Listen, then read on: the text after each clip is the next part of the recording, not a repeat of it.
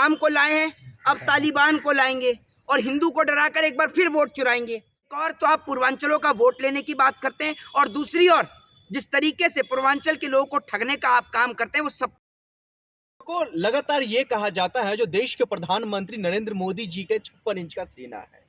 आखिरकार इसकी सच्चाई क्या है, हकीकत क्या है, वो सब आपने देख लिया। एक वक्त पर कहा जा रहा था जो देश के प्रधानमंत्री नरेंद्र मोदी जी छठ मनाने के लिए फिल्टर पानी में उतरेंगे, उसके बावजूद वो उस पानी में तो नहीं उतरते हैं। लेकिन उसके जो कई आलोचक है वो लगातार ये कहते हुए दिखाई दे रहे थे जो आखिरकार मोदी जी क्यों नहीं पहुंचे हैं। क्या मोदी जी डर गए हैं या फिर पूर्वांचल जो कहा जाता है बिहार के जो आन बान शान छठ पूजा है, क्या उसका अपमान हुआ है? इसी पर चर्चा करेंगे। हमारे साथ मोहित शर्मा जी मौजूद हैं, पेशे से वकील है और हर एक मुद्दों पर बेबाकी से अपना बयान रखते हैं। सर, आपका बहुत बहुत स्वागत है।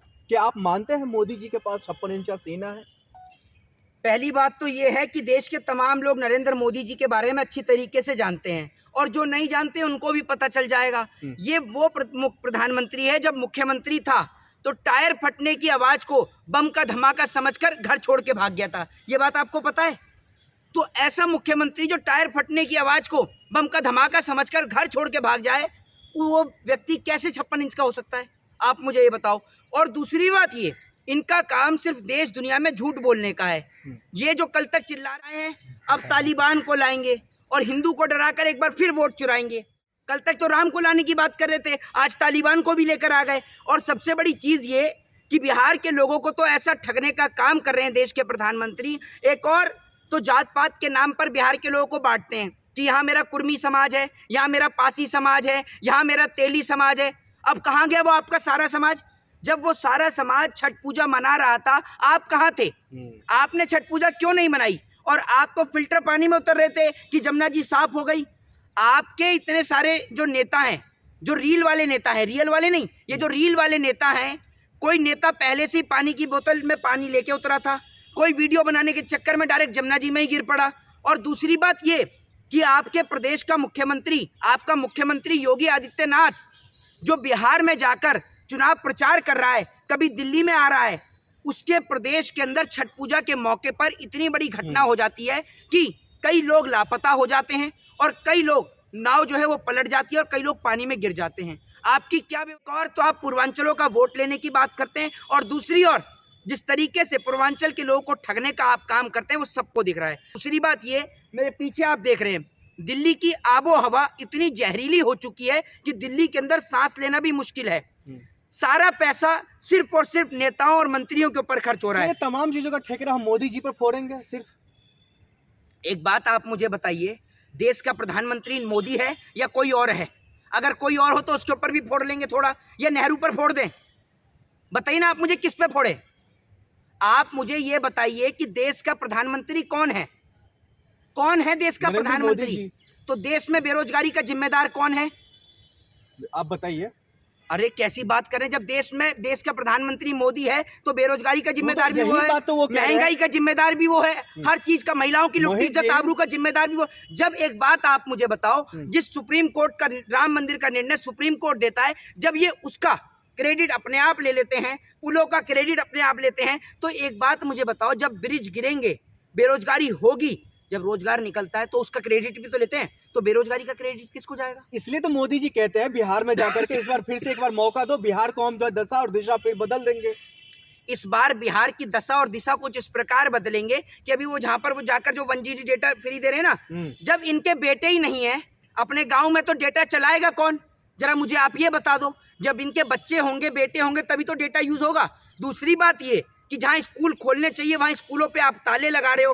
बिहार की जनता को तो आप इस प्रकार ठगने का काम कर रहे हो कि एक और इनकी पार्टी का एक नेता, इनके सहयोगी दल का नेता चिराग पासवान, वो कह रहा है कि हम मुसलमान मुख्यमंत्री बनाना चाहते थे लेकिन आरजेडी ने मना कर दिया। ये इतना पागल बनाने का काम करते हैं ये चिराग पासवान। जरा पूछ के देखे, एक बार गिरिराज सिंह के खिलाफ बोलेगा? वो गिरिराज सिंह जिसने मुसलमानों के लिए आपत्तिजनक शब्दों का इस्तेमाल किया, जिनको नमक हराम तक बता दिया, उनके लिए बोलेगा ये एक बार भी चिराग पासवान? दूसरी बात ये, 24 घंटे दिल्ली में ये पड़े रहते हैं अपनी कोठी के अंदर। आज बिहार में चुनाव है तो बिहार के अंदर चुनाव लड़के दिखा रहे कि ये बिहार के बेटे हैं। बिहार में दलित का सबसे बड़ा चेहरा चिराग पासवान को माना जा रहा है। कैसे होगा दलितों का चेहरा जब बिहार में इतने दलित पिट रहे हैं? यूपी के अंदर दलितों को पेशाब चटाया जा रहा है, एमपी के अंदर उन्हें पीटा जा रहा है, किसी को घोड़ी नहीं चढ़ने दिया जा रहा, किसी को मूंछ बढ़ाने पर मारा जा रहा है। तब कहाँ था ये? ये अपने आप को दलित का चेहरा कहने से दलित नहीं बन जाते। जब उनके ऊपर शोषण होता है, अत्याचार होता है, उनके ऊपर मारपीट होती है, उस वक्त पे कहां पर होते हैं? हाथरस की इतनी बड़ी घटना थी, बेटी के शव को रातों रात जला दिया। अगर चिराग पासवान दलितों का नेता होता तो वहां जाता ना। जब आपको याद है बिहार के अंदर एक महिला की इज्जत लूटी गई, याद है आपको? वो दलित महिला थी, कहां था चिराग पासवान? तो सिर्फ दलितों का नाम लेने से कोई दलितों का नेता नहीं बन जाता। आज पूरी वीआईपी जिंदगी जी रहे हैं, पूरी लेविश लाइफ जी रहे हैं। आप मुझे ये बताइए ना। लेकिन फिर भी बिहार के अंदर लगातार जो है इस बार कहा जा रहा है जो बदलाव होगा, और बदलाव एनडीए के पक्ष में जा रहा है।